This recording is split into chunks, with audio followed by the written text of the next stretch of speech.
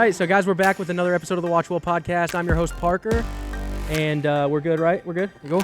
I'm your host, Parker, and I'm sitting with Andrew Rappoport.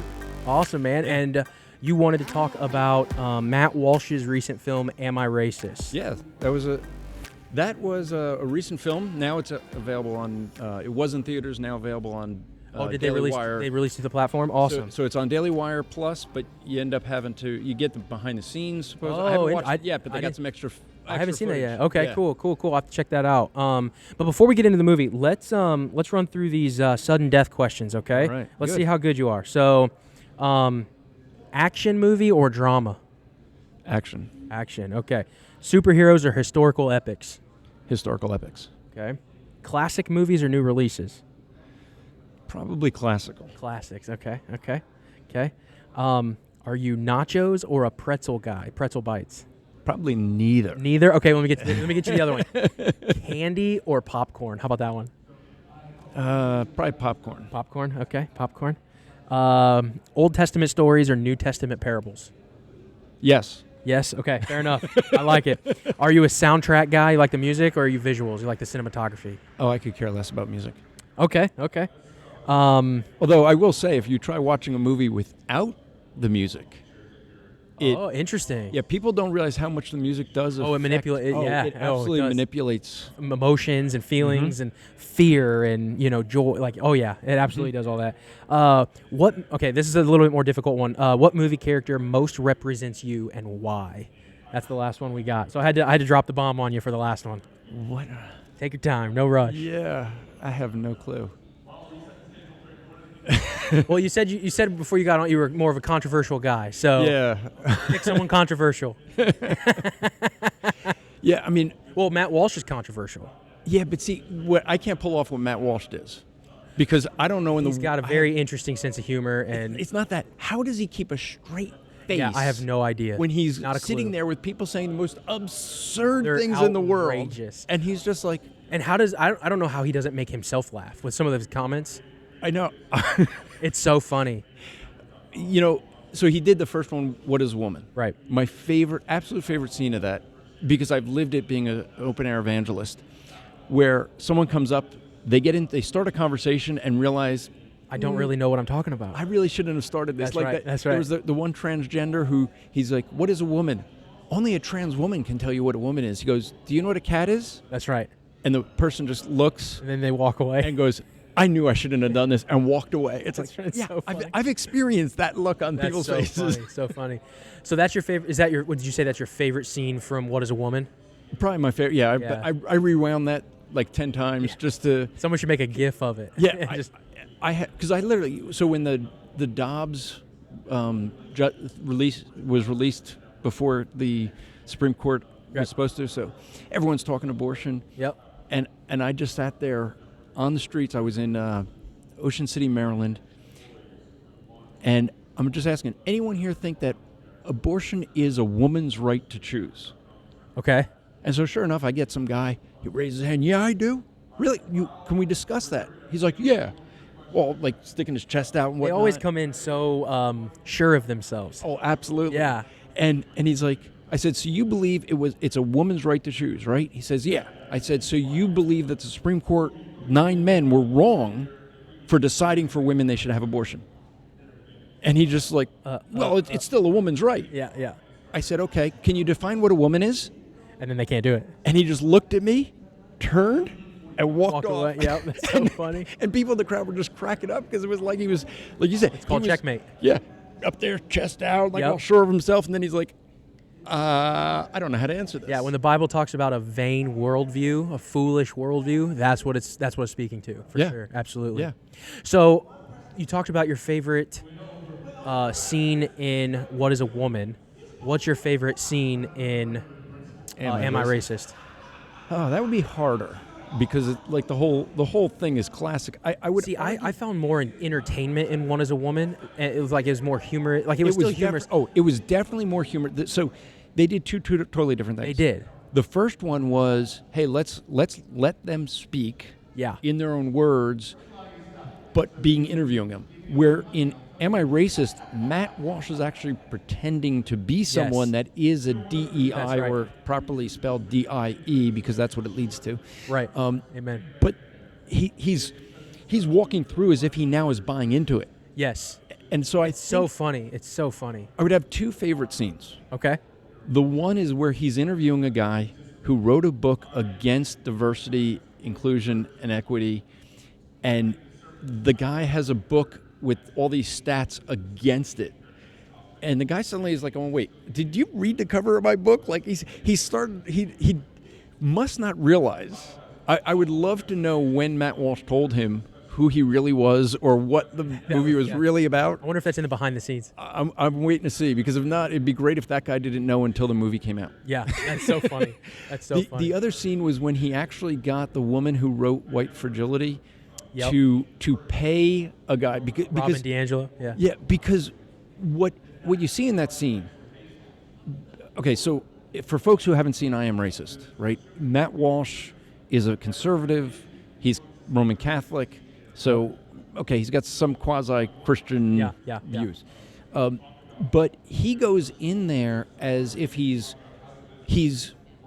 wants to get information from her. He wants to build something up with her, and they were going to do it. Like, she thinks they're going to do a film promoting DEI, and it's like, I think they did a 2-hour interview. Yeah. And it was long. It's like the build up to it before the film came out. He kept going to Robin DiAngelo. The scene you think's not in there, it's in there. And you knew it was bad when actually almost all the people that are in the film removed their X account the day before the film came out. Right. Okay. Right. She put out a press release. Okay. Before the film came out. I think I remember that. Yeah, I think I remember that. So you knew it was a real scene. Right. And so what she does, sorry, ruining it for folks who haven't seen it. It's a spoiler zone podcast. Yeah. But she already spoiled it by putting it out there. She did. So Matt Walsh goes in, and he's sitting there saying, well, shouldn't we, because she argues for reparations. Yeah. The thing is that everyone wants reparations for someone else to pay. Yes, that's right. Right? Yeah, kind of like taxes. Yeah. Yeah, others should pay the taxes for the poor. Well, know, all these rich people that say the rich should pay taxes, do it. Yeah. Who's holding you back? Yeah, but they never do. Yeah. I mean, who is holding Bernie Sanders back? He's a millionaire. Yeah. Who's holding him back from paying more taxes? Right. No one. Him. He is. He is. Yeah. And so Robin DiAngelo is going, yeah, we should do reparations. And he's like, well, why don't we start? Our producer here, he's black, and he takes out $30. Gives it to him. And she doesn't want to, though. No, you can tell. That was the whole thing. She is trying to find a way out of it. She is. And she knows it's being filmed. Well, I don't want to make you uncomfortable. Yeah. Like, she's saying all these things, I don't want to make you uncomfortable. And he's like, oh, I'm good with free cash. Yeah. It's so funny, man. It's so funny. Because what she showed is she's good with the government taking people's money. Yes. And giving it as reparations. Yeah. She just doesn't want to do it herself. Right. And Matt Walsh is like, well, don't you think it should start with us? We should set the example. We're the ones leading this woke ideology. You're right. We should set the example. Yeah. And she didn't want to do it. And she was seething. It was so classic. She goes over, gets her money, and I mean, one thing that is funny, because he does expose this, every person he interviews, he puts how much they charge. Yeah, that's right. For that. Now, the woman who made the most money, $50K, made money from where I live. Okay. So it's the woman that went to Sesame Place, right by where I live, in north of Philly, and got $50K to come in because her child was supposedly overlooked. Oh, at the it's the amusement park. The amusement park, where and you look at the character. The character is looking up at an adult person and just walks right. Doesn't see the kids. Right. Okay, and Matt Walsh was like, well, is the character, were they black? Were they white? Do you know? Well, they won't tell us that. So you really have no clue whether it was a racist thing or not. You're just making money off it. That's what he did. So Robin DiAngelo's in there. It was a lot of money, too. It was a lot. 50 grand? Yeah, man. And Robin DiAngelo was like $15,000, and she gives, I think it was like $30 or something. So they take that off of the thing of what they paid. And she came out with her press release saying, I gave it to charity. That's right. Yeah, you gave it to charity now. I bet. I'd love to know the date of the check that you gave it to charity. That's so funny. No, I will admit, I am totally for reparations. Okay. I am. I believe that, when we see that there were Democrats were the party of the KKK, the party that supported slavery, the party that fought to keep people enslaved. That's right. They were against the civil rights movement. Yep. So I think that every Democrat should pay every black in America reparations. And then every black should find a white Republican from the North that fought, because it's the white Republicans that fought for freedom. They should then give those to the Republicans. I'm totally for that idea. Interesting idea. One thing that that's so funny. That's so funny. And we would have to figure out, because most people don't realize that the people that came over in the slave trade were kidnapped by blacks in Africa. So now you got to figure out, because I actually know someone whose family line goes back to one of the slavers. Well, it's kind of like the whole, America is built on the atrocities committed against the Native Americans, right? Well, which tribe? Yeah. Which tribe should we give it back to? Because we're all fighting each other, right? Yeah, those tribes got along so nicely. They were just kumbaya. Well, one thing that I wanted to point out about the movie, the differences between What is a Woman and Am I Racist is What is a Woman, I thought, was more of a comedic take. Mm-hmm. But what I liked about Am I Racist was they brought the viewer into the uncomfortable setting of that. Mm-hmm. And Matt's dry, sarcastic, they just let it sit there and linger. And I think that's what really made it, because you were sitting there and it was like you were in the meetings. Mm-hmm. And it was like, oh my, it was painfully uncomfortable. Yeah. And what was so fun too was that he would go as woke as they would let him go to beat them. And the person who was the wokest would win. Yeah. Through the virtue signaling, right? Okay. The thing with that is I'm amazed that not only did Matt could keep a straight face. Yeah. I don't know how he did that in both movies. It's a skill. That is probably the funniest thing of both movies is that he could keep a straight face with the most ridiculous things being explained. That's right. But in the beginning of Am I Racist, you have this dinner party that's only for women, and they're sitting there. It's so bad, man. Yeah, and he's trying to interject himself. He comes in as a waiter. Yeah. So he gets a job as a waiter for it. I'm not sure, but my guess is they probably arranged for it to be. They had arranged for it to be recorded. It was like a 1.5 2 hour dinner. Yeah. So he's then hired as a waiter, and he's just sitting there trying to interject himself into the discussion, dropping things on the floor so that he can. And he shows him his card. Card. I'm certified. Which, by the way, he didn't actually get certified. He paid one of his employees to get the certification for him. But he goes, raise a glass if you're racist. And these women raise their glass, even the black woman. Then she goes, oh no, I can't be racist. Yeah. What does that tell you? Yeah. Yeah. They've redefined what racism is. Yeah. To no longer be about the issue of prejudice against a group of people. Yeah, no, it's only those who disagree with black people. Yeah. Well, not so much. It's disagree with Marxism. Fair enough. Because you can be black and you could be called racist. That's right. If you're not agreeing with a Marxist agenda. Right, because they call Candace Owens racist. Yeah. Yeah, and I know that she's got a whole other thing now that's interesting. Yeah, well, being Jewish, I have a whole. It's a whole different thing. Yeah. But they were calling her that with the whole just associating with Republicans. Yeah. A long time ago. But yeah, super interesting. But yeah, thanks for coming on, man. It's been a lot of fun. I appreciate the movies and super uncomfortable with Am I Racist? People don't realize what. And I think this is why Matt does what he does. They don't realize what these people actually are teaching and saying. Mm-hmm. And so you have Matt going in to try to get them to speak in what they would think is a friendly environment, what they would never say to people in that public that would be against them. Yeah. This is what they're teaching people in private. That's right. And even though it's being recorded, they think it's to a friendly audience, and they're saying things they wouldn't say. Yeah. And so you're hearing what they're actually promoting. Right. And Matt Walsh sets up one of these. First off, I think it's hysterical that he could get on national TV on news and just by saying his name's Matt. Stretch out my whiteness. Stretch out my whiteness. And then he even pointed, he's like, this one's not for you. Yeah. But he didn't need anything other than to say, I'm DEI certified. Yeah. That's what it took to get him on, which is amazing. that's all it takes. That's right. But the thing that is, at the end, he sets up a workshop. Yeah. And I'm not going to spoil this one. I'll just say you'll need to see. But he actually said, what is the most bizarre thing I could try to get people to do? Yeah. And he's doing this workshop, and there's a couple people that go, yeah, no, I'm out of here. I've had enough. And there's others that are like, okay, we're going to do this most bizarre thing. It was bad, man. And he's like, just stop. Like, no, I can't go on. Like, leave. You know, like he couldn't bring himself to get people to actually do this. Right. But there were people willing to physically hurt themselves. That's right. But that was the thing that was super interesting was he took the worldview to its logical conclusion. And then along the way, people started to disagree. And the more they disagreed, like the less moral they felt. And that was what was so interesting with the whole movie is if you take it to its logical conclusion, it's absurd.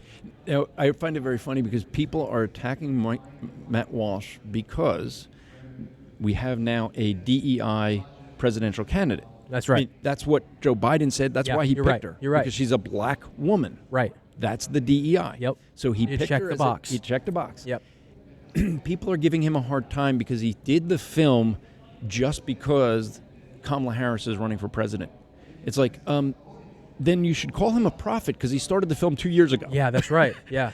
Like, it was all done before Kamala Harris kicked Joe Biden to the side. That's right. And said, you're not here, I'm taking over. Right. He had no way of knowing that. Yeah. But the left is so far gone that they thinking doesn't apply. No, you're right. Thinking doesn't. It's not logic. It's feeling. Well, it's feeling, it's emotion, and unfortunately, and this even seeps into Christian circles, but a quote that I say often is, truth doesn't matter, theology doesn't matter, narrative matters. Mm-hmm. That's what matters nowadays. You look at Christians on X or social media, they don't care about truth anymore. They don't care about theology anymore. It's just, what's my narrative? Yeah. I mean, I had a guy that was he's arguing that it's unchristian to vote for Trump. We must vote for Harris because Trump is so demeaning. And I said to him, help me understand this. Is calling your opponent Hitler demeaning? Right. Is calling all of his followers Hitler, calling them deplorables? Garbage. Calling them garbage. Well, this was before that comment came out. But saying that that they are a clear and present threat to democracy, that's what he referred to. When we're a democratic republic. Yeah. So when Biden first got in, so I end up I read policy. Okay.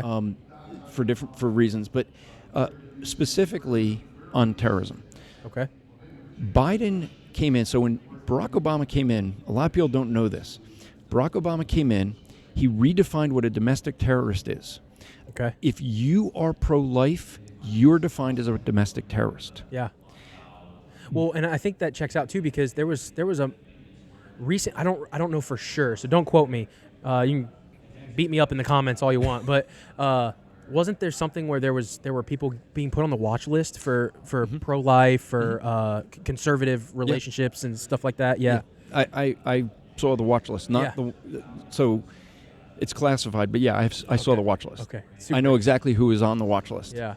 Wild. So the thing is that you see that Joe Biden started to define if you are against the vaccine, if you want to have encrypted communications with people, if you gather regularly with people that have the same ideology, you are a domestic terrorist. Yeah. I did a whole podcast. Living in 1984, bro. Yeah.